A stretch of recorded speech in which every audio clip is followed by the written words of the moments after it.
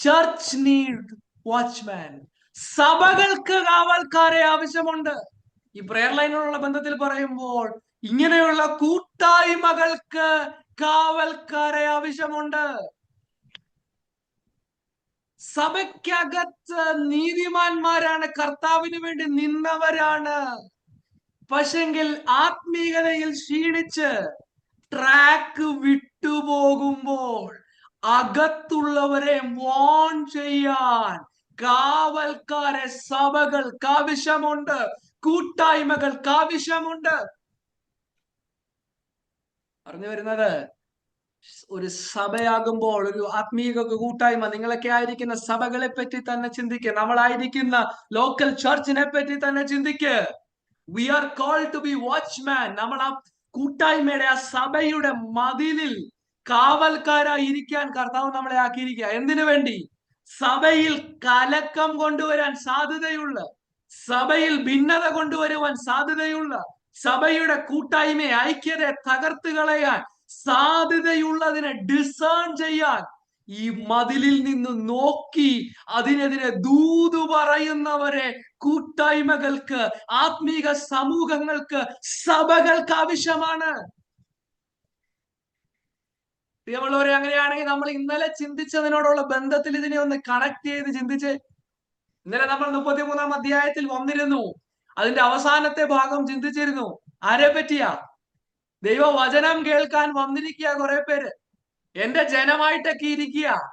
പക്ഷെ ഈ എസെക്കേൽ എന്ന് പറയുന്ന 33-ാം അധ്യായത്തിലെ നമ്മുടെ കാവൽക്കാരന് ദൈവം അരുളപ്പാട് കൊടുക്കുന്നുണ്ട്. എന്തുവാ? ഈ വന്നിരിക്കുന്നവരുണ്ടല്ലോ, അവർ നീ കാണുന്നത് പോലെ അല്ല. നിന്റെ ദൃഷ്ടിയിൽ അവർ കേൾക്കാൻ വന്നിരിക്കുക, നിന്റെ ദൃഷ്ടിയിൽ നിന്നെ പുകഴ്ത്തുന്നവരാ. പക്ഷെ ഇവർ അനുസരിക്കാൻ വന്നവരല്ല, ഇവർ അഭിനയിക്കുന്നവരാണ്. ഇവർ അഭിനയിക്കുന്നവർ മാത്രമാണ്. അത് കേൾവിക്കാരെ പറ്റി മാത്രം പറഞ്ഞാൽ ഒരു സൈഡ് മാത്രമാവും, ഇൻക്ലൂഡിങ് ദ പ്രീച്ചർ. ഞാൻ ഉൾപ്പെടെ. Yes, I can give the expositions of the text.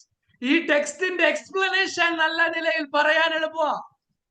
പക്ഷെ അത് അനുസരിക്കുന്നവനാണോ എന്ന് അറിയണമെങ്കിൽ വാച്ച്മാന്റെ റോളിൽ നിൽക്കുന്നവരെയാണ് വേണ്ടത്. അത് യേശുവും പറഞ്ഞിട്ടുണ്ടല്ലോ. പരീശന്മാരെ പറ്റി പറയുമ്പോൾ, നിങ്ങൾ അവരുടെ പഠിപ്പിക്കലാണ്, പ്രസംഗമൊക്കെ കൊള്ളാം, പക്ഷെ അവരുടെ ജീവിത രീതി, അവിടെയാണ് കാവൽക്കാരന്, ദിവ്യദർശനമുള്ള കാവൽക്കാരൻ, അവൻ കെയർഫുള്ളി ശ്രദ്ധിക്കുന്നത് ദൈവത്തിന്റെ വായിൽ നിന്ന് വരുന്നതാ. 14-ാം അധ്യായത്തിലൊക്കെ നമ്മൾ അത് തന്നെയല്ലേ ചിന്തിച്ചേ? ജനത്തിന്റെ കപടത മനസ്സിലാക്കാൻ, ജനത്തിന്റെ അഭിനയം തിരിച്ചറിയാൻ ദൈവത്തിന്റെ ആത്മാവിന്റെ ദർശനമുള്ള കാവൽക്കാർ നമുക്ക് ആവശ്യമാണ്. പ്രിയമുള്ളവരെ, ഞാനിത് പറഞ്ഞപ്പോൾ എന്റെ കുഞ്ഞിലെ, ഞാൻ പണ്ട് നടന്നൊരു സംഭവം എന്റെ ഓർമ്മയിൽ വന്നത് ഞാൻ പറയാം. ഞങ്ങളുടെ ചർച്ചിൽ, ഞാൻ നേരത്തെ ഞങ്ങൾ വിശ്വാസത്തിൽ വന്ന സഭയിൽ, ഞാൻ ഒരു സ്കൂൾ ഒക്കെ പഠിക്കുന്ന സമയത്ത് ഞങ്ങളുടെ ചർച്ചിൽ നടന്നൊരു സംഭവം ഞാനിങ്ങനെ ഓർക്കുന്നു. നിങ്ങൾക്ക് പല അനുഭവങ്ങൾ കണ്ടേക്കാം, അതിനോട് ചേർത്ത് വെച്ച് നിങ്ങൾ ധ്യാനിക്കണം. ഞങ്ങളുടെ ചർച്ചിൽ സഭായോഗം, ഞാൻ മറ്റൊരു രാജ്യത്തായിരുന്നു, വെള്ളിയാഴ്ച ദിവസങ്ങളിൽ സഭായോഗം നടക്കുകയാണ്.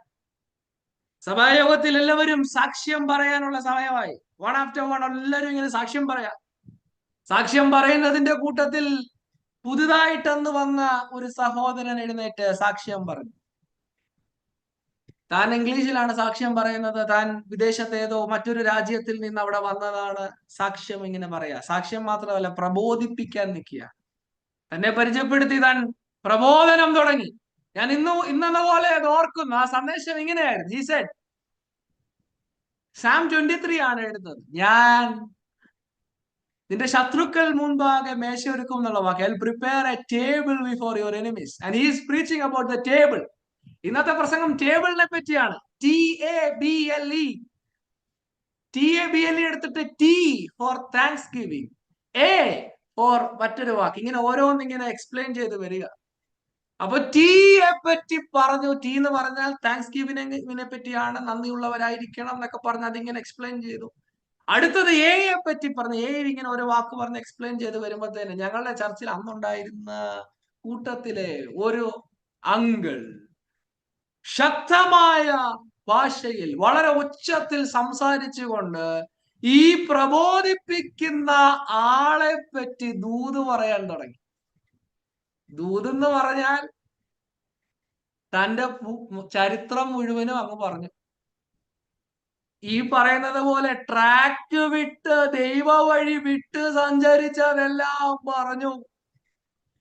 ചുരുക്കി പറഞ്ഞാൽ ബിയും എല്ലും ഇയും ഒന്നും പറയേണ്ടി വന്നില്ല. ദൂത് കേട്ടപ്പോഴേ ആൾ അവിടെ ഇരുന്നു. സഭകളിൽ അങ്ങനെ വിവേചിച്ച് ദൂത് പറയുന്നവരുണ്ടായിരുന്നു. ഞങ്ങൾ അന്ന് കുഞ്ഞിലെ അങ്കിളിനെ പിന്നെ വിളിക്കുന്നത് ദൂതങ്കിൾ എന്നായിരുന്നു. ഞങ്ങൾക്കത് വലിയ, ആ പ്രായത്തിൽ ഞാനത് കാണുമ്പോൾ എനിക്കത് വളരെ അതിശയമായിട്ട്, ഞങ്ങൾ ആദ്യ വിശ്വാസത്തിലേക്കൊക്കെ വരുന്ന സമയത്തെ കാര്യമാണ് പറയുന്നത്. We were afraid. പക്ഷെ ഇന്ന് അതല്ല അവസ്ഥ. ഇന്ന് ആർക്കും കയറി എന്തും പറയാം. മനോഹരമായി പറഞ്ഞ് അവതരിപ്പിക്കാൻ കഴിവുണ്ടെങ്കിൽ wow. But we need watchman. എങ്ങനെയുള്ള വാച്ച്മാൻ? ദൈവത്തിന്റെ അധരത്തിൽ നിന്ന് വരുന്ന ദൈവാലോചന കേൾക്കുന്ന, ഡിസേൺമെന്റ് ഉള്ള, വിവേചിക്കാൻ കൃപയുള്ളവർ നമ്മുടെ സഭകളിൽ, കൂട്ടായ്മകളിൽ വേണം. എത്രയോ വാക്യങ്ങൾ ഇതിനോട് ചേർത്ത് പുതിയ നിയമത്തിൽ ഉണ്ട് നമുക്ക് കാണാൻ കഴിയുന്നത്.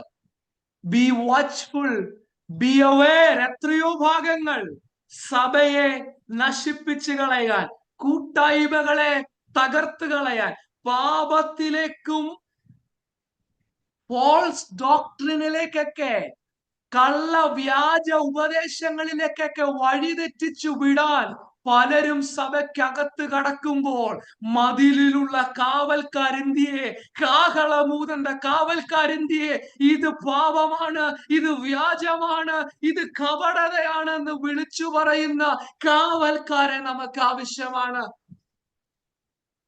പൗലോസ് ലേഖനങ്ങൾ എഴുതുമ്പോൾ, എത്രയോ സഭകൾക്ക് ലേഖനം എഴുതുമ്പോൾ, സഭയ്ക്കകത്ത് തുടങ്ങിയ, സഭയ്ക്കകത്ത് സംഭവിച്ചിരിക്കുന്ന ആത്മീയ അധപ്പതനത്തെ വിവേചിച്ചുകൊണ്ട് മനസ്സിലാക്കി വ്യക്തമായ ശക്തമായ ഭാഷയിൽ ദൂത് പറഞ്ഞ എത്രയോ ഭാഗങ്ങൾ. നിങ്ങൾ ആത്മാവിൽ തുടങ്ങി, പക്ഷെ ജഡത്തിൽ അവസാനിച്ചു. നിങ്ങൾക്ക് ഞാൻ ക്രിസ്തുവിനെ വരച്ചു കാട്ടിയതാ, പക്ഷെ നിങ്ങൾ ഇപ്പോൾ മറിഞ്ഞു പോയിരിക്കുന്നു, മറ്റൊരു സുവിശേഷത്തിലേക്ക് വീണു പോയിരിക്കുന്നു. ഒരു സഭയിൽ നിന്ന് താൻ പോകുമ്പോൾ താൻ ആ സഭയിലുള്ള മൂപ്പന്മാരെയൊക്കെ വിളിച്ചു പറഞ്ഞ ഭാഗം നമുക്ക് വളരെ അറിയാവുന്ന ഭാഗമാണ്. നിങ്ങൾ അലേർട്ട് ആയിരിക്കണം, നിങ്ങൾ ശ്രദ്ധിക്കണം, നിങ്ങൾ വളരെ വാച്ച്ഫുൾ ആകണം. കാരണം എന്താ? ഞാൻ പോയി കഴിയുമ്പോൾ വലിച്ച് കീറിക്കളയുന്ന ചെന്നായ്ക്കൾ കടക്കും. അത് കടക്കാതിരിക്കണമെങ്കിൽ അലേർട്ടായിട്ടുള്ള വാച്ച്മാൻ ഈ മതിലിൽ ഉണ്ടാകണം.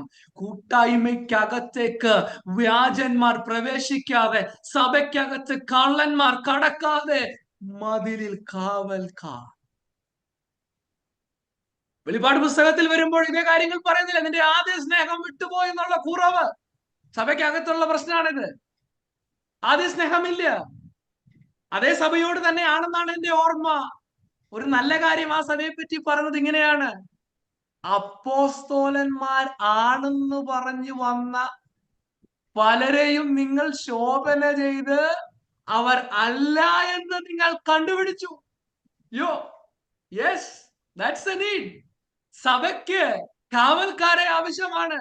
സഭയ്ക്കകത്ത് ആത്മീക അധപ്പതനങ്ങൾ സംഭവിക്കുന്നത് സെൻസ് ചെയ്യാൻ, ആത്മീക ഡീഗ്രേഡേഷൻ, സ്പിരിച്വൽ ഡീഗ്രേഡേഷൻ സെൻസ് ചെയ്ത് അതിനെ ഡിസേൺ ചെയ്ത് ദൂത് പറയാൻ, കാഹളമൂതാൻ കാവൽക്കാരെ നമുക്ക് ആവശ്യമാണ്. നമ്മൾ വായിച്ചു തുടങ്ങിയ വാക്യത്തോടുള്ള ബന്ധത്തിൽ പറഞ്ഞാൽ, you will save your life by proclaiming the message. പുറത്ത് സുവിശേഷീകരണമാണ്.